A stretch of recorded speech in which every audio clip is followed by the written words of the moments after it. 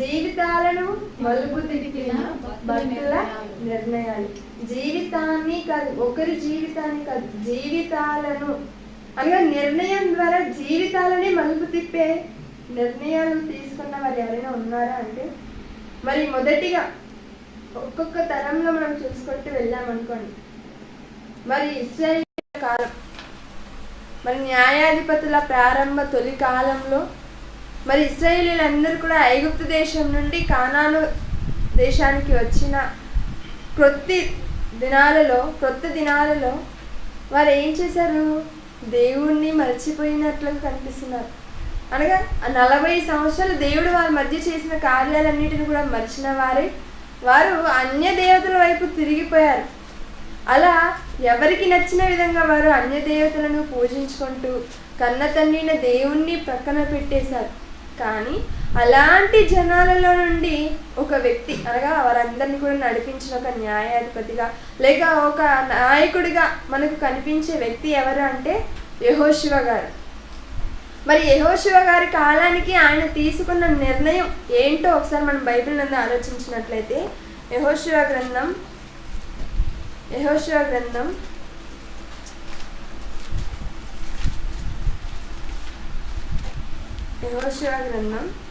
24వ అధ్యాయం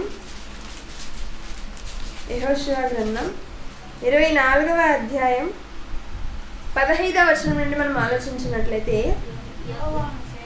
యెహోవాను సేవించుట మీ దృష్టికి కీడని తోచిన ఎడల మీరు ఎవరిని సేవించుదురో నది అద్దరిని మీ పితరులు సేవించిన దేవతలను సేవించదరో, అమోరీల దేశమున మీరు నివసించుచున్నారే వారి దేవతలను సేవించదరో నేడు మీరు కోరుకొనుడి. ఇక్కడ ఆప్షన్ ఇస్తున్నారు ఎవరు? యెహోషువ గారు. ఏమని? ఇదిగో మీరు మీ ఇష్టం, నేను యెహోవానైతే సేవిస్తాను, మీరు మీ దృష్టికి కీడని తోచినట్ల నేను యెహోవాని సేవించడం మీ దృష్టికి కీడని తోచింది అనుకోండి, మీరు ఏం చేస్తారు? మీకు ఇష్టం వచ్చినట్లు కనుక మీరు ఆనాడు నది అద్దరిన మీ పితరులు సేవించిన దేవతలు ఉన్నారే వారిని సేవిస్తారో, లేక అమోరీల దేవతలను మధ్య మీరు నివసించారే ఆమెను సేవిస్తారో మీ ఇష్టం అని చెబుతూ ఏం చెప్తున్నాడు? ఇదిగో మీరెవరిని సేవింప కోరినను నేనును నా ఇంటి వారను యెహోవాను సేవించడము అనేను. ఇక్కడ చెప్తున్నారని యెహోషువ గారు ఒక నిర్ణయం తీసుకుంటున్నారు. ఏమని? బాగా ఆలోచించాలి. ఇక్కడ యెహోషువ గారు ఏం చెప్తున్నారు? మీరు ఎవరినైనా సేవించండి, మీరు ఎవరినైనా మొక్కండి, ఎవరినైనా పూజించుకోండి, అయితే నేనును నా ఇంటి వారును యెహోవాను సేవించడము అనేను. చుట్టూ ఉన్న మనుషులేమో అందరూ వాళ్ళకి నచ్చిన దేవతలను పూజించుకుంటున్నారు. చుట్టూ ఉన్న జనాలు దేవుణ్ణి ఆరాధిస్తున్నారా? లేదు. కానీ ఎవరు కూడా దేవుణ్ణి సేవింపని ఆ తరంలో కూడా వారి మధ్య ఉన్నటువంటి యెహోషువ గారు తీసుకున్న ఒక బలమైన నిర్ణయం ఏంటి? మీరు ఎవరినైనా సేవించుకోండి, అమోరీల దేవతను సేవిస్తారా, నది అద్దరిలో ఉన్నటువంటి దేవతను సేవిస్తారా, మీ ఇష్టం, కానీ నేను నా ఫైనల్ డెసిషన్ ఏంటో తెలుసా? నేనును నా ఇంటి వారును యెహోవాను సేవించడము అంటున్నారండి. మరి ఈ మాటను ఏం చేస్తారు నేడు ఉన్నటువంటి క్రైస్తవులు? దీన్ని కట్ చేసి పేస్ట్ చేసుకుంటారు. అంటే ఎలాగా? ఈ వాక్యాన్ని మాత్రమే బయటికి తీసి ఒక పెద్ద ఫ్రేమ్ లాగేసి ఇంటిలోనో లేక ఇంటి ముందో అలా అంటించుకుంటూ ఉంటారు. అంటే ఇంటికి వచ్చిన వాళ్ళందరూ ఏమనుకోవాలి? ఆహా, వీళ్ళు ఎంత భక్తి పరులు, వీరింటి వారు అందరూ కూడా ఎవరిని సేవిస్తున్నారంట? యెహోవాను సేవిస్తున్నారంట అని వాళ్ళు అనుకుంటారే కానీ ఇంట్లో ఉన్న వాళ్ళు నిజంగా సేవిస్తున్నారా? నలుగురు కూర్చొని ఒకనాడు యెహోషువ గారి కుటుంబం అంతా కూడా ఎలాగైతే దేవుని సేవించిందో అలాగే నలుగురున్న కుటుంబంలో లేక ముగ్గురున్న కుటుంబంలో ఇద్దరున్న కుటుంబంలో ఎంతమంది ఉన్నారో ఆ కుటుంబంలో ఉన్న వారు అందరూ కలిసి పాటలు పాడి అందరూ కలిసి దేవుణ్ణి ఆరాధించి స్తుతించే పరిస్థితుల్లో నేడు ఏ కుటుంబమైనా ఉందా? లేదు. ఏం చేస్తారు మరి? అందరూ కలిసి కూర్చొని భుజిస్తారు, అంటే భోజనం చేస్తారు. మరి అందరూ కలిసి జబర్దస్తులు చూస్తారు, అందరూ కలిసి పార్కుకి వెళ్తారు. కానీ అందరూ కలిసి యెహోవాను సేవించే పరిస్థితి ఉందా? లేదు. ఏంటి? పడుకునే ముందు చేసుకుంటాం, ఎలాగా? ఎవరికి వాళ్ళుగా చేసుకుంటాము, ఎవరికి వాళ్ళుగా స్తుతిస్తాము అనుకుంటాం. కానీ ఇక్కడ యెహోషువ గారు ఎలా చెప్తున్నారు, నేనును నా ఇంటి వారును అంటున్నారంటే ఫ్యామిలీ మొత్తం, కుటుంబం అంతా కూడా ఎవరిని సేవిస్తాము, యెహోవాను సేవిస్తాము అంటున్నారు. మనం యెహోషువ గారి జీవితంలో ఆలోచించవలసిన విషయం ఏంటంటే, భక్తిహీనులు ఉన్నటువంటి చుట్టూ భక్తి పరులు లేరు, దేవుణ్ణి తెలుసుకున్న వాళ్ళు లేరు. దేవుణ్ణి మరిచిన వారి, దేవుడు చేసిన క్రియలను మరిచిన వారి వాళ్ళు ఏం చేస్తున్నారు, వారు ఇతర దేవతలను పూజించుకుంటున్నారు. అలాంటి ఆ భక్తిహీనుల మధ్య దేవుని కోసం భక్తిగా బ్రతకాలని ఒక నిర్ణయం యెహోషువ గారు తీసుకున్నారు. అలానే ఒక లోతు గారి గురించి ఆలోచించామనుకోండి. ఆ లోతు గారు ఏ ప్రాంతంలో ఉన్నారు, సొదొమ గొమొర్రా ప్రాంతంలో ఉన్నారు. మరి వారు ఎలాంటి మనుషులు, వారు చేస్తున్న కామ వికారయుక్త క్రియలను దేవుడు చూసి కోపం తెచ్చుకొని అగ్నిగంధకాలని ఆ పట్టణాల మీద కురిపించాలనుకున్నాడు. మరి అలాంటప్పుడు అలాంటి పట్టణంలో భక్తిహీనులు ఉన్నటువంటి ఆ ప్రాంతంలో భక్తిపరుడుగా ఎవరున్నారు, లోతు గారు ఉన్నారు. మరి లోతు గారిని తప్పించారా, అతని కుటుంబాన్ని తప్పించారు. అంటే భక్తిహీనుల మధ్య ఉంటూ కూడా భక్తిగా బ్రతకడం కోసం నిర్ణయాలు తీసుకున్న వారుగా మనం ఇక్కడ చూస్తున్నాం. మరి న్యాయాధిపతుల కాలంలో ఈ మనుషులు ఎలా మారిపోయారో తెలుసా? తర్వాత మోషే గారి నాయకత్వంలో నడిపించబడ్డారు. అంటే ఎంత కష్టం అండి. నేడు నలుగురున్న కుటుంబాన్ని సరైన మార్గంలో నడిపించాలంటే తల ప్రాణం తోకకొస్తారు. కానీ ఆనాడు ఇశ్రాయేలీయులను ఎంతమందిని నడిపించారు మోషే గారు. అతనికి ఎంత సాహసం ఉండాలి, సహనం ఉండాలి, సాత్వికం ఉండాలి. ఏంటండి, ఎంత అంటే 6 లక్షల మంది యోధులంట. అంటే యుద్ధం చేసేవారి 6 లక్షల మంది యోధులు, కాల్బలం. మరి పూర్తి బలం, పూర్తి జనాభా ఎంత అంటే సుమారు 20 లక్షల పైనే ఉండి ఉండొచ్చు. మరి అంతమందిని నడిపించారంటే మోషే గారు ఎంతగా ఆయన శ్రమపడి ఉండాలి. మరి దాని అంతటిని గుర్తుపెట్టుకొని వీళ్ళు ఏమన్నా తర్వాత తరాలలో బ్రతికారంటే లేదు. మరి మోషే గారు చనిపోయారు. కొద్ది కాలానికి యెహోషువ గారు కూడా మరణించారు. న్యాయాధిపతుల కాలం ప్రారంభమైంది. మరి న్యాయాధిపతుల కాల ప్రారంభంలో జనులు ఎలా ఉన్నారో ఒకసారి చూసినట్లయితే న్యాయాధిపతుల గ్రంథం 2వ అధ్యాయం 10వ వచనంలో, న్యాయాధిపతుల గ్రంథం 2వ అధ్యాయం 10వ వచనంలో, ఆ తరము వారందరూ తమ పితరుల యొద్దకు చేర్చబడిరి. వారి తరువాత యెహోవానైనను ఆయన ఇశ్రాయేలీయుల కొరకు చేసిన కార్యములను ఎరుగని తరం ఒకటి పుట్టగా. అసలు దేవుడు చేసిన కార్యాలన్నిటినీ మర్చిపోయారంట. ఎన్ని కార్యాలు చేశారు దేవుడు వారి మధ్య, ఎన్ని చేసినప్పటికీ వాటన్నిటిని కూడా ఎరుగని తరం ఒకటి పుట్టిందంట. అప్పుడు దేవునికి ఎంత కోపం వచ్చిండాలి. నేను ఎంత ప్రేమ చూపించాను, నేను ఎంత ఇదిగా ఐగుప్తు దేశం నుంచి ఇక్కడికి నడిపించాను, ఎంత కష్టపడ్డాను, వారికి అక్కడికన్నా కొంచెం ప్రతి ఒక్కటి ఇచ్చాను. కానీ వారు ఎరగలేదు, అసలు దేవుణ్ణి మర్చిపోయారు. కాబట్టి దేవుడు ఏం చేశాడు, కోపం వచ్చింది, ఇతర దేశస్తుల రాజులకు అప్పగించడం జరిగింది. వాళ్ళు వీరిని శ్రమ పెట్టగా వీరేం చేస్తారు, దేవునికి మొరపెడతారు. అలా దేవునికి మొరపెట్టగానే దేవుడు మరలా కరుణించి వారిని ఆయా కాలాలలో ఒక్కొక్క న్యాయాధిపతిని, ఇది న్యాయాధిపతుల గ్రంథ చరిత్ర అంతా కూడా ఒక సైకిల్ లాగా మనకు కనిపిస్తుంది చదివితే.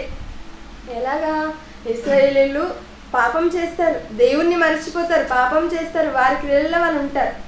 దేవుడు ఊరుకోడు. దేవుడు ఏం చేస్తాడు, అన్య దేశస్తుల రాజులకు లేకపోతే యుద్ధాలకు చేస్తున్నటువంటి రాజులకు అప్పగించేస్తాడు. ఆ రాజులు వచ్చి వీరిని హింసించి వీరిని శ్రమ పెడుతున్నప్పుడు మరలా ఆ కష్ట పరిపాలనలో వీరు తట్టుకోలేక దేవా అని మొరపెట్టగానే దేవుడు కరుణించి మరలా విడిపిస్తారు. అలా విడిపించిన తర్వాత ఎలాగా ఒక్కొక్క న్యాయాధిపతిని పంపించి ఆ న్యాయాధిపతి తరపున వారిని విడిపించి రక్షిస్తారు. మరలా కొంతకాలానికి ఆ న్యాయాధిపతి బ్రతికున్నంత కాలం బాగుంటారు. న్యాయాధిపతి చనిపోగానే మరలా వీరు యథాస్థితికి వచ్చేస్తారు. అంటే న్యాయాధిపతుల గ్రంథం అంతా కూడా ఇలానే కనిపిస్తుంది. ఎక్కడ కూడా మనం ఆలోచిస్తే వీళ్ళు ఎలా మారిపోయారంట, యెహోవానైనను ఆయన ఇశ్రాయేలీయుల కొరకు చేసిన కార్యములనైనను ఎరుగని తరం ఒకటి పుట్టిందంట. మరి ఇదే న్యాయాధిపతుల కాలంలో కొంతకాలానికి కరువు సంభవిస్తుంది. న్యాయాధిపతుల కాలంలో కరువు అనేది సంభవిస్తుంది. మరి ఆ కరువు కాలంలో ఏం జరిగింది, ఆ కరువు కాలంలో బెత్లెహేము ప్రాంతంలో ఉన్నటువంటి ఒక కుటుంబం ఆ కుటుంబం అంతా కూడా యూదయ దేశానికి, బెత్లెహేంలో ఉన్నటువంటి కుటుంబము మోయాబు దేశానికి ప్రయాణమై వస్తుందండి.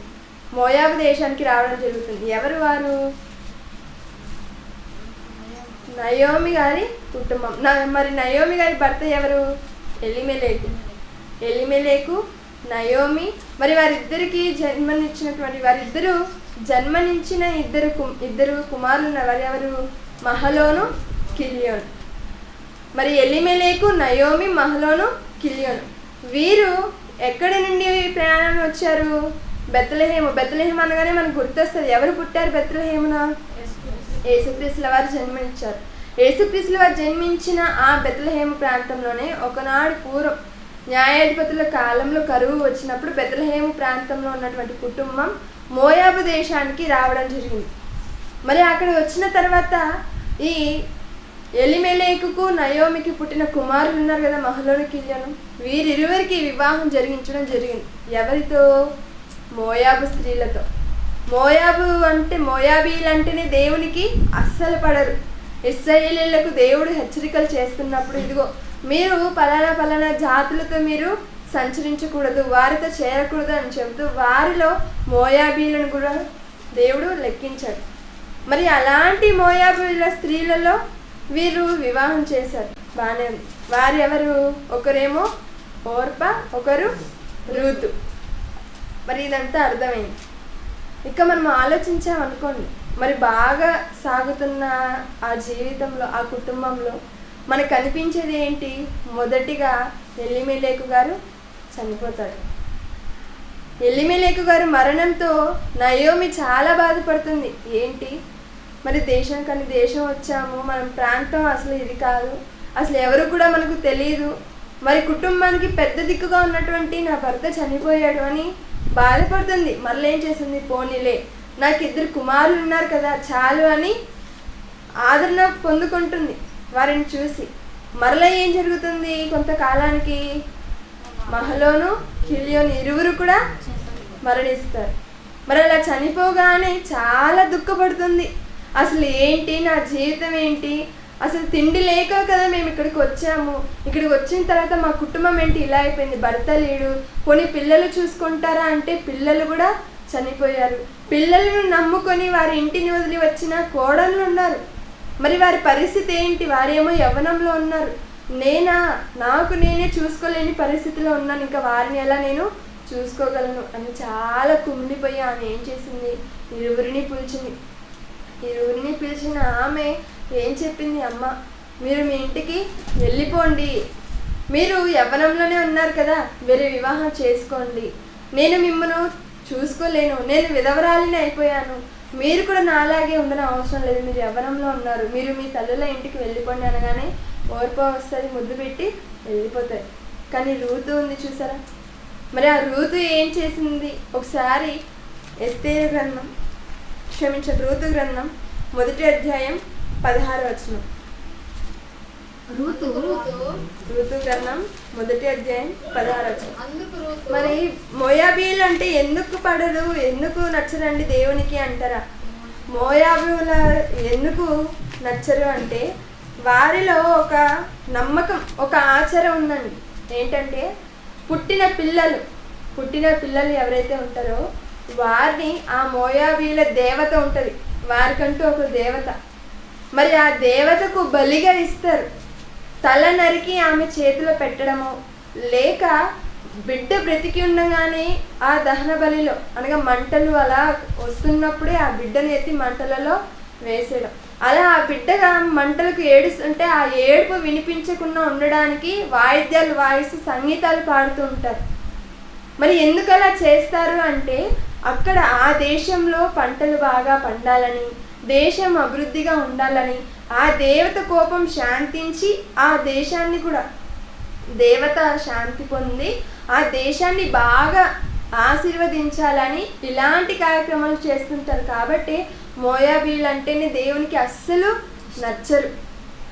అలాంటి మోయాబీలలో జనాంగంలో నుంచి వచ్చినటువంటి ఒక రూత్ మరి ఈమె నయోమి వెళ్ళిపోమంది కదా, అప్పుడు ఈమె ఏం చెప్తుందో ఒకసారి మనం చూసినట్లయితే, అందుకు రూతు నా వెంబడి రావద్దనియు నన్ను విడిచిపెట్టమనియు నన్ను బ్రతిమాలుకొనవద్దు, నీవు వెళ్ళు చోటికే నేను వచ్చేదను, నీవు నివసించు చోటనే నేను నివసించదను, నీ జనమే నా జనము, నీ దేవుడే నా దేవుడు. ఇక్కడ చూసారా, ఆమె ఎవరండి? ఒక మోయాబీరాలు. మరి అలాంటి ఆమె ఇక్కడ ఏం చెబుతుంది? ఇదిగో అత్త అని కూడా అన్నదు, అమ్మ అంటుంది. ఇక్కడ నయోమి గారు కూడా ఎలా సంబోధిస్తారో తెలుసా కోడలని? ఏమని? నా కుమార్తెలారా, నా కుమారి అంటది. చూసారు ఎంత మంచి అనుబంధం కలిగి ఉన్నారు. మరి నేడున్నటువంటి సమాజంలో అత్త కోడల గురించి చూస్తే ఎలాంటివి ఉంటాయి? ఎన్నో సీరియల్స్ కూడా తీస్తుంటారు. ఏమని? గడుసరి అత్త సొగసరి కోడలు అంట. మరి ఏంటి దాంతో ఏం చేస్తారు? అత్తకు పై ఎత్తు కోడలు వేస్తుంటుంది. అత్త ఒక పని చేస్తే దాన్ని ఎలా నాశనం చేయాలా అని కోడలు ఒక ఆలోచన, ఏదైనా కొనాలి అంటే దాన్ని ఎలాగ నాశనం చేయాలి అనేసి అత్త. మరి మొత్తానికి ఏం చేస్తారంటే కుటుంబాన్ని పాడు చేసుకుంటారు. మరి ఆ కుటుంబంలో ఉన్న భర్త, ఆ కుమారుడు ఎవడైతే ఉన్నాడో ఆయనకు తలపోటు తెచ్చి పెడతారు, కుటుంబాన్ని రోడ్డున పాలన చేస్తారు. మరి ఇంకొకరు చెప్తారు ఏమని? అత్త లేని కోడలు ఉత్తమరాలు అంట. మరి కోడలు ఉత్తమురాలో కాదో తెలియదంటే ఎవరుండాలి? అత్త ఉండాలి. అలాంటిది అత్త లేకుండా కోడలు ఉత్తమరాలు అంటే కాదు కదా. మరి అలానే ఇక్కడ ఈ రూతు నయోమిల బంధం మనం చూస్తే ఒక అత్త కోడలుగా అయితే మనకు కనిపించదు. ఎలాగుంటుంది? తల్లి కుమార్తెలాగా ఉంటుంది. మరి ఈమె ఫిక్స్ అయిపోయింది, నా తల్లి ఈమె.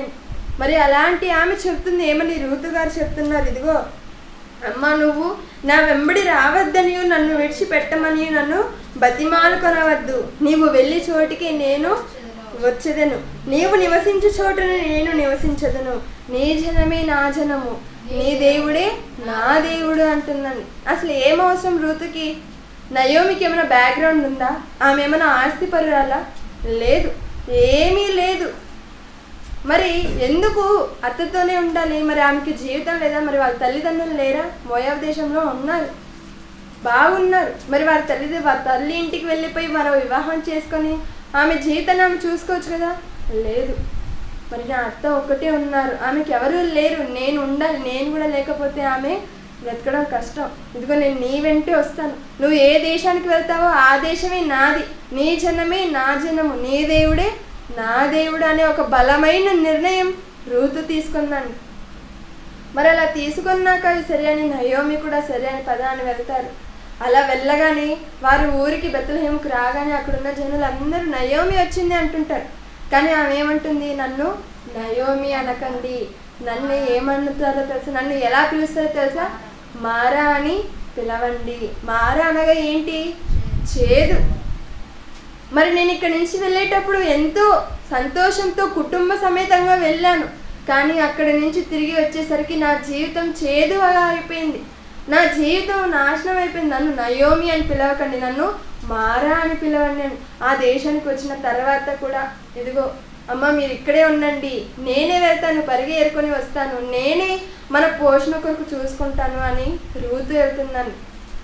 మరి అత్త మరి నయోమికి ఉంటుంది కదా ఏదో ఒకటి, మరి ఇంతగా చేస్తుంది, రూతుకు ఏదో ఒకటి చెయ్యాలి. మరి దైవ సంకల్పం పేరిట వారు అక్కడ జరిగినటువంటి సందర్భాలన్నీ మనం ఆలోచించుకుంటూ వెళ్ళిపోతే చివరికి బోయోజుకు రూతుకు వివాహం జరుగుతుంది. మరి రూతు ఆనాడు బలమైన నిర్ణయం తీసుకోవటం వలననే ఆమెకు వివాహం జరిగింది. అలా వివాహం జరగడం ద్వారా వారి గర్భాన ఎవరు వచ్చారో తెలుసా? ఓదేదు వచ్చాడు. ఆ ఓదేదు గర్భాన యెషయి వచ్చాడు. యెషయి గర్భాన ఎవరు వచ్చారో తెలుసా? దావీదు. మరి దావీదు అనగానే ఎవరు? దేవుని ఇష్టానుసారుడైన మనుషుడు. మరి దావీదు గర్భాన ఎవరు వచ్చేసారు? యేసుక్రీస్తుల వారే వచ్చారు. అంటే యేసుక్రీస్తుల వారికి మూలం ఎవరు కనిపిస్తున్నారు? రూతు గారు కనిపిస్తున్నారు. బోయోజు రూతునందు కదా. మరి ఆనాడు రూతు ఆ నిర్ణయం తీసుకొనకపోతే ఏంటి పరిస్థితి? అంటే ఆమె తీసుకున్న నిర్ణయం చూసారా ఎలాంటిదో, ఎంత ఉన్నతంగా ఉందో. భక్తిహీనుల మధ్య భక్తిగా బ్రతకాలని యెహోషువ గారు నిర్ణయం తీసుకుంటే ఏ ఆధారము లేని స్త్రీ వెనుక, ఏ ఆస్తిపాస్తులు లేని తన అత్త వెనుకనే వింటూ తనతోనే ఉండాలి అనుకుంటూ తన కోసం వెళ్ళిన రూతు జీవితం ద్వారా దేవుడు ఆమె నిర్ణయం తీసుకోవడం ద్వారా రూతు గర్భాన ఇక్కడ యేసుక్రీస్తుకి జన్మనిచ్చారు. ఒకసారి చూసినట్లయితే అంతేకాదు ఈమె వంశావళిలో కూడా నిలిచిపోయిందండి. మత్తయి సువార్త 1వ అధ్యాయం 4వ వచనం. మత్తయి సువార్త 1వ అధ్యాయం 5వ వచనంలో మనం చూసినట్లయితే నయస్సోను సల్మాను కనెను, సల్మాను రాహాబునందు బోయజును కనెను, బోయేజు రూతునందు ఓబేదును కనెను, ఓబేదు యెషయిని కనెను, యెషయి రాజైన దావీదు కనెను. చూసారా, రాజవంశానికి మూలం ఎవరు? రూతు గారు. మరి ఆ దావీదు గర్భాన్ని ఇక్కడ మొదటి వచనంలో చూసారనుకోండి, అబ్రహాము కుమారుడగు దావీదు కుమారుడైన యేసుక్రీస్తు వంశావళి. మరి దావీదుకు జన్మనిచ్చింది ఎవరు? యెషయి. యెషయికి జన్మనిచ్చింది ఓబేదు. మరి ఓబేదును కన్నది ఎవరు? రూతు. చూసారా, రూతు ఆనాడు తీసుకున్న నిర్ణయం తరతరాలకు కూడా ఆమె చరిత్రలో నిలిచిపోయిందండి. ఈ వంశావళి అందరిలో మనకు 4 స్త్రీలు కనిపిస్తారు. 4 కూడా మామూలు వ్యక్తులు కాదు. అందులో ఒకరు మనకు రూతు గారు కనిపిస్తున్నారు. ఆమె తీసుకున్న నిర్ణయం ఆమె వంశావళిలో చేర్చబడడం జరిగింది. యేసుక్రీస్తుల వారికి జన్మనిచ్చిన మూల స్త్రీగా కూడా మనకు కనిపిస్తుంది. ఇది న్యాయాధిపతుల కాలంలో జరిగిన ఒక యథార్థ సంఘటన. మరి న్యాయాధిపతుల కాలం అయింది, తర్వాత ఎవరి కాలం ప్రారంభమైంది? రాజుల కాలం. మరి రాజుల కాలంలో మనం ఆలోచించినట్లయితే మరి దావీదు గారు మనకు కనిపిస్తారు. దావీదు అనగా ఎవరు? ఆయన ప్రారంభాన్ని ఆలోచించామనుకోండి, చాలా పేద కుటుంబంలో జన్మించాడు. ఎలాగంటారా, మరి దావీదు గారిని అభిషేకించడానికి సమూయేలు గారు వారి ఊరికి వచ్చినప్పుడు దావీదు ఎక్కడున్నాడు?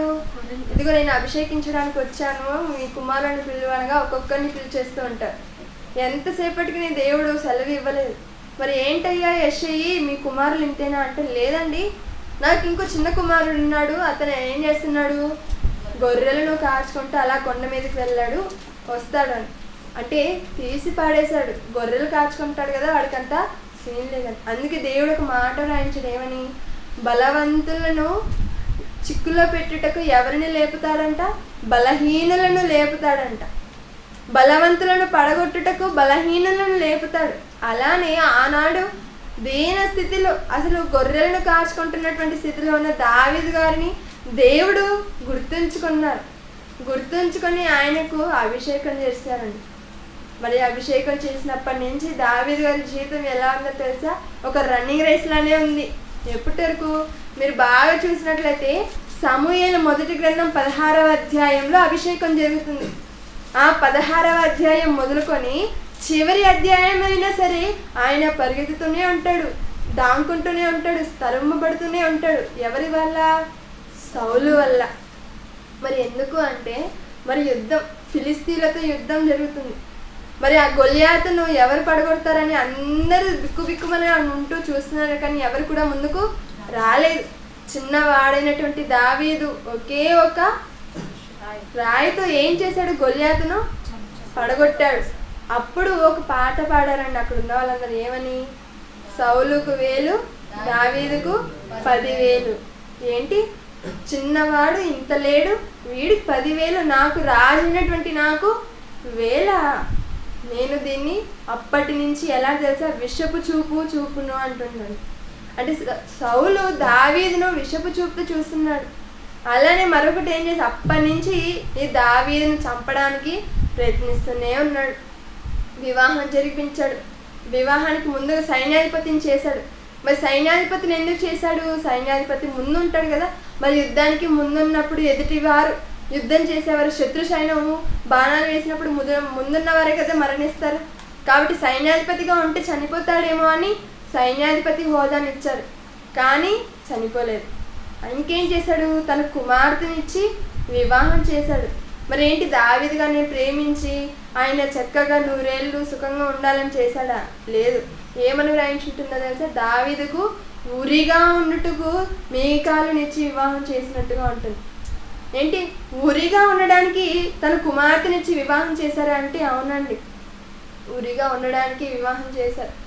మరలా అది అంతగా ఏమీ కాలేదు. మరలా తరుముకోవడము, సైన్యంతో వెంటపడము, ఇలా దావీదు అంతా కూడా పరిగెడుతూనే ఉంటాడు, దాక్కుంటూనే ఉంటాడు. చివరిగా సౌలు మరణించిన తదనంతరం ఆయన సింహాసనం అధిష్ఠిస్తారు.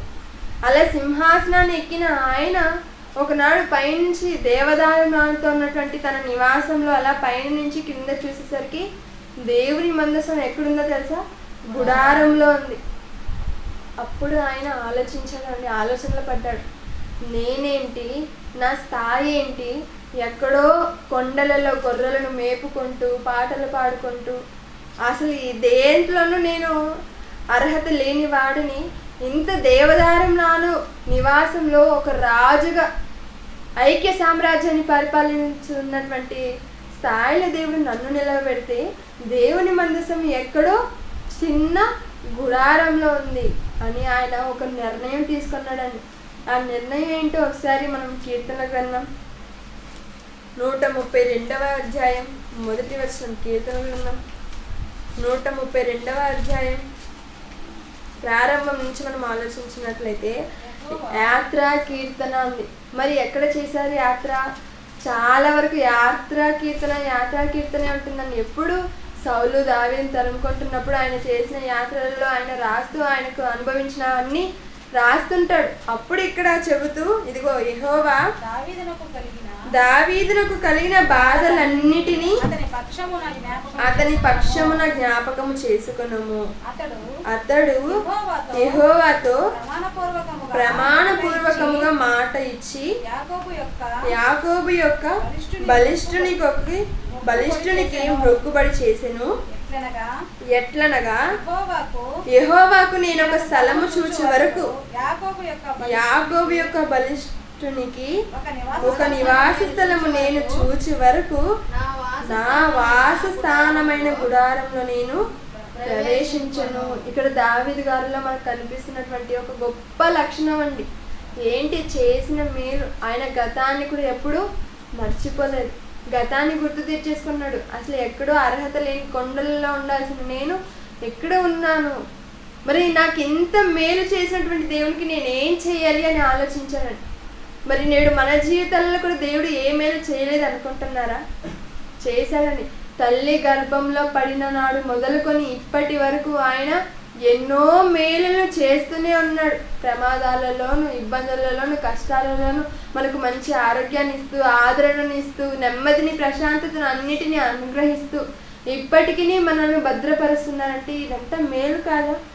మరి దీన్ని ఎవరు గుర్తించరు? మేలు అంటే ఏంటి? ఇంట్లో బంగారం ఉండడమో, ఇంట్లో నగలు ఉండడమో, లేక వస్తువులు ఉండడమో, ఇలాంటివి మేలుగా భావిస్తారు. కానీ మనం తల్లి గర్భంలో నుండి ఇప్పటి వరకు క్షేమంగా ఉంటున్నాము అంటే అప్పటి నుంచి కనురెప్పలా మనం కాపాడుకుంటూ వస్తున్నారని దావీదు గారు కూడా అదే చేస్తున్నారు. ఇక్కడ ఏమని ఒక నిర్ణయం తీసుకుంటున్నారు. ఏంటా నిర్ణయం? ఇదిగో నా వాసస్థానమైన గుడారంలో నేను ప్రవేశింపను, నేను పరుండు మంచము మీదకి ఎక్కను. ఎంత ఆయన పడుకుని మంచం ఎలా ఉంటుందండి? మహారాజు కదా దావీదు గారు, ఎంత మెత్తగా, ఎంత పూలతో ఒక్కొక్క రోజు ఒక్కొక్క విధంగా అలంకరింపబడుతూ ఉన్నటువంటి ఆ మంచం మీదకి ఎక్కడంట. అలానే చెబుతూ నా కన్నులకు నిద్ర రానియను, నా కనురెప్పలకు ఉనికి రానియను. నేను ఎంత పట్టుదల కలిగి ఉన్నాడండి. అసలు నేను నా నివాస స్థలంలో నేను ఉండను, నా మంచం మీద నేను ఎక్కి పడుకోను, నా కంటికి నిద్ర కూడా నేను రాణించుకోను, కునుకు కూడా నేను రానివ్వను అంటున్నారండి. అంటే ఆయన పట్టుదల కలిగి ఉన్నాడు. మరి నేడు మనం దేనితైనా పట్టుదల కలిగి ఉంటున్నామా? దేవుని పని, ఇదిగో ఈ సెమినార్, పలానా సెమినార్ పెట్టారంటే ఆ సెమినార్లో నేను ఈ పని చెయ్యాలి, లేక నేను ఒక దేవుని కార్యక్రమం జరిగించాలి, నేను ఇలాంటి సహాయాలు, నేను నా వంతు సహాయం నేను అందించాలి, ఇలా దైవ సేవకులకు నేను భోజనం పెట్టాలి. ఏదో ఒక చిన్న విషయంలో, ప్రతి విషయంలో, ఏ విషయంలో అయినా దేవునికి సంబంధించిన విషయాల్లో పట్టుదల కలిగి మనం పని చేయగలుగుతున్నామా? చాలా వరకు పట్టుదల కలిగి ఉంటారు. మరి ఎందులో పట్టుదల కలిగి ఉండాలి అనే పాఠం కూడా మనం నేర్చుకున్నాం. మరి ఎందులో పట్టుదల కలిగి ఉండాలి? దేవుని పనులలో, దేవుని కొరకు ఆలోచనల్లో పట్టుదల కలిగి ఉండాలి. మరి మనకు కనిపిస్తారు కొంతమంది. ఎవరు? పాత నిబంధన గ్రంథంలో ఇదే రాజుల కాలంలోనే కనిపిస్తారు. ఆహాబు, యెజబెలు. మరి వారు పట్టుదల కలిగి ఉన్నారు ఏ విషయంలో? నాబోతును చంపించే విషయంలో. నాబోతును చంపించే వరకు నేను అన్నం తినను అని కూర్చుంది యెజబెలు. అలానే హేరోదియ, క్రొత్త నిబంధన కాలానికి వచ్చేసరికి హేరోదియ ఆ బాప్తిస్మిచ్చి యోహాను తల నరికించే వరకు ఆమె నిద్రపోలేదంట. అలానే అపోస్తుల కార్యములు 23వ అధ్యాయంలో ఉంటుంది. మరి పౌలు గారు సహస్రాధిపతి క్రింద చెరసాలలో ఉండంగా అప్పుడు 40 మందికి పైగా ఉన్నటువంటి మనుషులు ఏ నిర్ణయం తీసుకుంటారో తెలుసా? ఇదిగో ఆ పౌలుని ఎలాగైనా మేము చంపాలి, అతనిని చంపేంత వరకు మేము అన్నపానములు ఏమి తీసుకోము అని ఒట్టు పెట్టుకున్నారంట. 23వ అధ్యాయం అపోస్తుల కార్యంలో ఉంటుంది. ఏంటి, అంతమంది ఉపవాసం ఉంటూ అన్నపానములు ఏది కూడా పుచ్చుకోరంట. దేనికి? పౌలును చంపేంత వరకు. అంటే అంత పట్టుదల కలిగి ఉన్నారు. కానీ ఇక్కడ దావీదు గారు కూడా పట్టుదల కలిగి ఉన్నాడు. మరి ఏంటి దావీదు గారు ఎందులో ఉన్నారు? ఇదిగో యెహోవాకు నేనొక స్థలము చూచి వరకు నేను నా వాసమైన గుడారంలో నేను ప్రవేశింపను, నేను పరుండు మంచము మీదకి ఎక్కను, నా కనులకు నిద్ర రానియను, నా కనురెప్పలకు ఉనికిపాటు నేను రానియను అంటున్నారండి. మరి ఆనాడు యెహోషువ గారి కాలంలో అందరూ వేరే వేరే దేవతలను మొక్కుతున్నారు. ఒక్కరు కూడా దేవుణ్ణి ఆరాధించే పరిస్థితులు లేరు. మరి ఎవరు లేరు కదయ్యా, ఎందుకు ఉండాలి? మరి ఇప్పుడు ఎవరినైనా అడిగామనుకోండి, మనం ఎవరినైనా పిల్లల్ని కానీ ఎవరినైనా, అరే ఎందుకురా నువ్వు ఇలా తప్పులు చేస్తున్నావు అంటే, వాడు చేయట్లేదా, వీడు చేయట్లేదా అంటాడు. ఎందుకురా తాగావు అంటే, ఇదిగో వాడు తాగలేదా, వీడు తాగలేదా అంటారు. ఎందుకురా రాలేదు అంటే, వాడు రాలేదు, నేను రాలేదు అంటుంటారు. అంటే ఎలా ఉండుతున్నారు? సమాజంలో ఉన్న వారితో పోల్చుకుంటూ ఉంటున్నారు. కానీ మనం యూనిక్గా ఉండాలి. మనల్ని చూసి ఇతరులు ఉండేలాగా ఎవరు లేరు. అలానే ఒక దావీదు గారు, ఇక్కడ దావీదు గారు కూడా ఒక బలమైన నిర్ణయం తీసుకుంటున్నారు. నేను నా నివాసంలో ఉండను, నేను నా మంచంకి ఎక్కను, నేను నా కన్నులకు కొనుక్కు రానియను. ఇలాంటి నిర్ణయం ఒక దావీదు గారు తీసుకుంటున్నారండి. మరి ఎవరిని నమ్మాలి? మనం బ్రతుకుతున్న ఈ జీవితంలో ఎవరిని, మన పక్కనున్న వారిని నమ్మచ్చు. అందుకే దేవుడు ఒక మాట అన్నారు, మనుషులను నమ్ముట కంటే యెహోవాను ఆశ్రయించుట మేలు. అందుకే ఇక్కడ దావీదు గారు ఎవరిని ఆశ్రయించలేదు, ఎవరిని నమ్మారు తెలుసా? దేవుని. అలా దేవుని నమ్మిన ఆయన ఏం చేశాడు? దేవునికి ఒక దేవాలయాన్ని కట్టించాలి అన్న బలమైన నిర్ణయం తీసుకున్నారు. అలా నిర్ణయం తీసుకున్న ఆయన చాలా కష్టపడ్డాడు. ఎంత తెలుసా? చివరికి తనకున్న దాంతో కూడా ఆయన దేవుని ఆలయం కోసం ఏర్పరిచి ఇచ్చేశాడు, సపరేట్ చేసి. ఎంత కష్టపడ్డాడంటే, పలానా రాజు దగ్గర నుంచి మ్రాణులను, ఇంకో రాజు దగ్గర నుంచి దేవదారు మ్రాణులను, ఒక్కొక్క రాజు దగ్గర నుంచి వారి దగ్గర రిక్వెస్ట్ పెట్టి, అలా ఏ సామ్రాజ్యంలో ఏదైతే విలువైనదిగా ఉంటుందో వాటన్నిటిని కూడా దేవాలయం కోసం సిద్ధపరిచేశాడు. మరి ఎంత ఆలోచన కలిగి ఉన్నాడు కదా దేవుని పట్ల. మరి దేవుడు ఏమైనా చేశాడు దావీదు గారికి? మరి ఇంత నిర్ణయం తీసుకున్నారు కదా. మరి యెహోషువ గారి కాలంలో అతను దేవుణ్ణి సేవిస్తాను అని చెప్పారు. మరి ఆయన తరతరాలలో నిలిచిపోయాడు.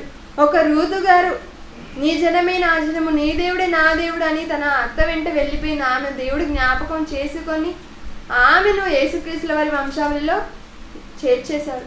మరి ఇక్కడ దావీదు గారు కూడా ఉన్నారు కదా. మరి ఈయనకి ఏం చేశారని మనం ఆలోచిస్తే, సమూయేలు 2వ గ్రంథం, మరి దావీదు గారికి ఇచ్చిన ఒక వరం. సమూయేలు 2వ గ్రంథం 7వ అధ్యాయం 12వ వచనం. సమూయేలు 2వ గ్రంథం 7వ అధ్యాయం 12వ వచనంలో, నీ దినములు సంపూర్ణులగునప్పుడు నీవు నీ పితరులతో కూడా నిద్రించిన తర్వాత నీ గర్భంలో నుండి వచ్చిన నీ సంతతిని హెచ్చించి రాజ్యమును అతనికి స్థిరపరచుదును. నీ సంతానంలో ఉండే వారందరినీ నేను హెచ్చిస్తాను, నీ సంతానముతోనే నేను రాజ్యాన్ని స్థిరపరుస్తానని ఒక చక్కటి వరం దావీదు గారికి ఇవ్వడం జరిగిందండి. దావీదు గారి మరణాంతరం తర్వాత సొలొమోను గారు వస్తారు. సొలొమోను గారి తర్వాత రాజ్యం 2గా విభాగింపబడుతుంది. ఒకటి ఇశ్రాయేలీయుల రాజ్యం, ఒకటి యూదా రాజ్యం. మరి ఒక రాజ్యానికి ఏమో 19 మంది రాజులు ఉంటారు, మరొక రాజ్యానికి 20 మంది రాజులు పరిపాలిస్తారు. మనం బాగా ఆలోచిస్తే యూదా రాజ్యాన్ని పరిపాలించింది 20 మంది రాజులైనా అందరూ కూడా ఒకే వంశానికి చెందిన వాళ్ళు. ఏ వంశం అది? యూదా వంశమే, దావీదు వంశం. మరి ఇశ్రాయేలీయులను 19 మంది పరిపాలించారు. మరి వారు ఎన్ని వంశాలంటే 9 వంశాలు. కనుక 9 వంశాలు ఆ రాజ్యంలో కనిపిస్తే, అటువైపు కనిపిస్తే, ఇక్కడ మాత్రం ఒకే ఒక వంశం, అది యూదా వంశం, దావీదు వంశం. అందుకే దావీదు వంశాన్ని అలానే ఇప్పటికీ నిలబెట్టాడు. దావీదు ద్వారా యేసుక్రీస్తుల వారు వచ్చారు, ఆయన ఇప్పటికీ ఏలుతూనే ఉన్నాడు. ఆనాడు దావీదు గారు తీసుకున్న ఆ నిర్ణయం ఇప్పటికీ కూడా దేవుడు ఇచ్చిన వరం ఏంటి? నీ రాజ్యాన్ని నేను నిలబెడతాను అని. దావీదు గారు ఆ నిర్ణయం తీసుకొనుకుంటే నేడు ఇలా ఉండేది కాదేమో, అసలు యేసుక్రీస్తుల వారే వచ్చేవారు కాదేమో. కానీ ఆయన దేవునికి ఇష్టడుగా బ్రతికాడు కాబట్టి ఇలాంటివి ఇలా యేసుక్రీస్తుల వారు మన కొరకు ఆయన ఈ లోకానికి రావడం జరిగింది. అలాగే యేసుక్రీస్తుల వారు ఈ లోకానికి రావడానికి ఒక కారకులు లాగా ఇక్కడ దావీదు గారు కూడా కనిపిస్తున్నారు. ఇక చివరిగా ఎస్తేరు గారి గురించి ఆలోచించామనుకోండి. మరి ఇదే రాజుల కాలంలోనే ఎస్తేరు, మరి ఆమె ఏం చేసింది? ఆమె ఎవరు అసలు? ఆమె ఒక అన్యురాలు. మరి అన్యురాలైనటువంటి ఆమె ఏ నిర్ణయం తీసుకునింది? ఆ నిర్ణయం వలన ఏం జరిగింది అంటారా? మరి మాదీయ పారసికుల సామ్రాజ్యం అది. మాదీయ పారసికుల పరిపాలనలో రాజు అహష్వరోషు. మరి ఈ అహష్వరోషు పరిపాలనా కాలంలో హామాను అనే ఒక వ్యక్తి ఉంటాడు. మరి అతను ఏం చేస్తాడు? యూదా జనాంగంతా కూడా నాశనం చేయాలి అనుకుంటాడు. మరి ఆ యూదా జనాంగాన్ని నాశనం చేయాలి అనుకునే హామానును అతని ఆలోచనను అడ్డు పెట్టాలి, అతని ఆలోచనను అంతం చేయాలి అంటే ఎవరో ఒకరు రావాలి కదా. ఆమె ఎస్తేరు గారు. ఆమె ఇదిగో మొర్దెకై ఉంటాడు, తన పినతండ్రి. ఆయన వచ్చి చెప్తాడు, ఇదిగో యూదా జనాంగం అంతా నాశనం అయిపోతుంది. అసలు మనము దాసులం ఈ దేశానికి, అసలు మనకు అర్హత లేదు, మనం యూదా జాతి. వీరు మాదీయ పారసికులు, వీరు ఉన్నత స్థాయిలో ఉన్నారు, వీరి కింద బానిసత్వంగా మనం వచ్చాము. అలాంటిది దేవుడు ఈ దేశానికి రాణిగా నిన్ను చేశాడంటే ఇదిగో ఈ సమయం కోసమే నువ్వు రానివయ్యావేమో. ఇదిగో నువ్వు ఈ సమయాన్ని కూడా నువ్వు నోరు తెరవలేదనుకో, నువ్వు సహాయం చేయకపోతే దేవుడు మరొక వైపు నుంచి సహాయాన్ని అందిస్తాడని చెప్పేసరికి ఎస్తేరు గారు ఏం చేస్తారు తెలుసా? సరే నేను వెళ్తాను, నేను రాజు దగ్గరికి వెళ్తాను. అసలు రాజు దగ్గరికి ఎవరు కూడా వెళ్ళకూడదు, అనుమతి లేనిది, ఆయన ఆజ్ఞ ఇవ్వనిదే. కానీ అలాంటిది ఈమె తనంతటి తానే వెళుతుంది. అప్పుడు వెళుతూ ఒక మాట చెప్తుంది. ఒకసారి చూసినట్లయితే 4వ అధ్యాయం ఎస్తేరు గ్రంథం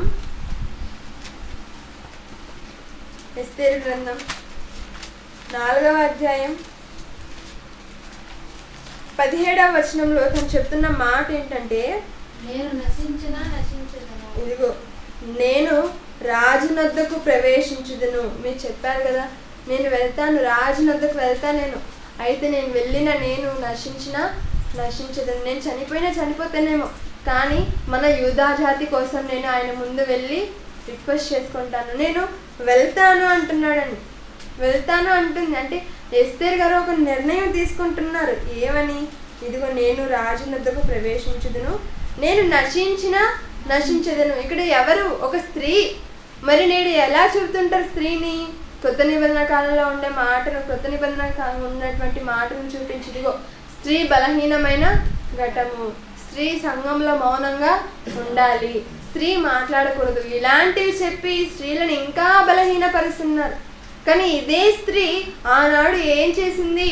తెగించింది, ప్రాణాలకు తెగించింది. యూదులను కాపాడడానికి తన ప్రాణాలను సైతం కోల్పోవడానికి సిద్ధపడింది. నేను నశించేస్తాను, కానీ మన జాతిని నేను కాపాడడానికి నేను ప్రయత్నిస్తాను అనే ఒక స్త్రీ చరిత్రలో నిలిచిపోయిందండి. అంటే ఆమె తీసుకున్న నిర్ణయం. ఇప్పటి వరకు మనం ఎంతమందిని ఆలోచించాం భక్తులను, వారు తీసుకున్న నిర్ణయం వారి వరకే లేదు, వారి కుటుంబం వరకే లేదు, వారి తర్వాత ఉన్నటువంటి తరాలలో కూడా మనకు కనిపిస్తుంది. ఒక యెహోషువ గారి గురించి ప్రతి తరంలో చెబుతున్నారు, ఇదిగో నేనును నా కుటుంబం నా ఇంటి వారందరిని కూడా యెహోవాను సేవించుదాము అన్నారు. అలానే ఆ తర్వాత కాలంలో ఎవరు మనకు ఒక రూతు గారు ఇదిగో యేసుక్రీస్తుల వారు రావడానికి ఒక కారకురాలా కనిపిస్తున్నారు. తర్వాత దావీదు గారు, మరి ఆయనటువంటి తరంలో ఇదిగో ఇప్పటికీ దేవుడు అతనికి ఇచ్చిన మాట ప్రకారం ఇప్పటికీ ఆయన సింహాసనాన్ని ఒకే వంశంగా వెళుతూనే ఉన్నారు. ఆ తర్వాత ఇక్కడ ఎస్తేరు గారు తీసుకున్న నిర్ణయం ద్వారా ఇక్కడ యూదా జనాంగం అంతా కాపాడబడింది. అదే యూదా జనాంగం లేకపోయింటే యేసుక్రీస్తుల వారు కూడా వచ్చేవారు కాదు. ఎందుకు? యూదా వంశం కదా, యూదా వంశం రావాలి అంటే యూదా జనాంగం అంతా ఉండాలి. అలా యూదా జనాంగం అంతా కాపాడబడాలి అంటే ఇక్కడ ఎస్తేరు గారు నిర్ణయం తీసుకుని ఉండాలి. కాబట్టి వీరు తీసుకున్న నిర్ణయాలు వీరు చరిత్రలో నిలిచిపోయేవారుగా ఉన్నారు, నిలిచిపోయారు కూడా. కాబట్టి ఇంతమందిని ఇంకా చాలామంది ఉన్నారండి. మరి అందరి గురించి మనం చెప్పుకుంటూ వెళ్తే సమయం ఉండదు. మరి వారి జీవితాలలో బలమైన నిర్ణయాలు తీసుకుంటున్నప్పుడు వారి గురించి చదువుకుంటున్నాం. మనం ఏంటి ఇలా ఉన్నాము ఆలోచించచేమని, నేను ఎక్కడండి, నేను నిర్ణయం తీసుకుంటే అయిపోతుందా, నా వల్ల అవుతుందా అని. కానీ దావీదు గారి ప్రారంభం ఆలోచించామనుకోండి, దావీదు గారు ఎవరు ప్రారంభంలో? గొర్రెల కాపరి. ఇక్కడ మనం ఎవరైనా గొర్రెలు మేపుకుంటున్నాము. ఇక్కడ కూర్చున్నాం మనము లేదు, అంత స్థాయిలో మనం లేదు. ఇక్కడ ఎస్తేరు గారు ఒక అన్యురాలు, దాసురాలుగా ఆ దేశానికి వచ్చింది. మరి మనం ఉంటున్నాం అలాగా? లేదు. అలానే ఒక్కొక్కరి గురించి మనం ఆలోచిస్తే ఒక్కొక్కరు ఎంతో దీన స్థితిలో ఉండి వారు తీసుకున్న నిర్ణయం చరిత్రలో వారు నిలిచిపోయేదిగా చేసింది. అలానే మనం కూడా తీసుకునే నిర్ణయాలు ఎలా ఉండాలి అంటే, కనీసం మనము బ్రతికినంత వరకు అంతెందుకండి, మనందరికీ తెలిసిన ఒక వ్యక్తి ఇప్పుడు నేడు మన తరంలో ఎవరు? జాన్సన్ విక్టర్ డాడీ గారు ఎన్నో పాటలను రచించారు. మరి ఇప్పుడు జాన్సన్ డాడీ గారు లేరు, అయినా కూడా ఆయన పాటలు పాడుకుంటున్నామా? ఆయన రచించిన మాటలు నేర్చుకుంటున్నామా, పాడుతున్నామా? సువార్త ప్రకటన ద్వారా అనేక మందికి వ్యాపింపజేస్తున్నామా అంటే, ఆనాడు జాన్సన్ డాడీ గారు తీసుకున్న నిర్ణయం ఏంటి? నేను పాటల ద్వారా నేను సువార్తను అందించాలి అనుకున్నారు. అలానే ఆ సువార్త ఇప్పటికీ కొనసాగుతూనే ఉంది. అలానే మనము కూడా బైబిల్ నందు చదువుకుంటున్నప్పుడు భక్తుల ద్వారా మనం కూడా ఏం నేర్చుకోవాలి? మనం తీసుకునే నిర్ణయాల ద్వారా మనం కూడా చరిత్రలో నిలిచిపోవాలి. ఎలాంటి నిర్ణయాలు తీసుకోవాలి? ఆనాడు ఆహాబు యెజెబెల్ తీసుకున్న నిర్ణయాలు కాదు, ఒక హెరోదియా నిర్ణయం తీసుకున్నట్టు కాదు. ఎలాంటి నిర్ణయం? మనం చరిత్రలో దేవుని కోసం నిలబడే విధంగా మనము నిర్ణయాలు తీసుకోవాలి. మరి ఒక అబ్దుల్ కలాం గారు ఏం చెప్పారు? ఒక సామెత ఏమని? కళలు కనండి, కళలను సహకారం చేసుకోండి అని. అలానే మనం కూడా దేవుని కొరకు కళలు కనాలి. నేను దేవుని కోసం ఫలానా చేయాలి, నేను దేవుని కోసం ఫలానాది జరిగించాలి, నేనే ముందుండి చెయ్యాలి అని మనం దేవుని కోసం కళలు కంటే ఆటోమేటిక్గా అదే సహకారం అవుతుంది. కాబట్టి మనం తీసుకునే నిర్ణయాలు మన జీవితాలనే కాకుండా మనం తీసుకునే నిర్ణయాల ద్వారా తరతరాలకు చరిత్రలో మనం నిలిచిపోయేవారిగా, అంతటి దేవుని పనిని మనం చేసేవారిగా ఉండాలని కోరుకుంటూ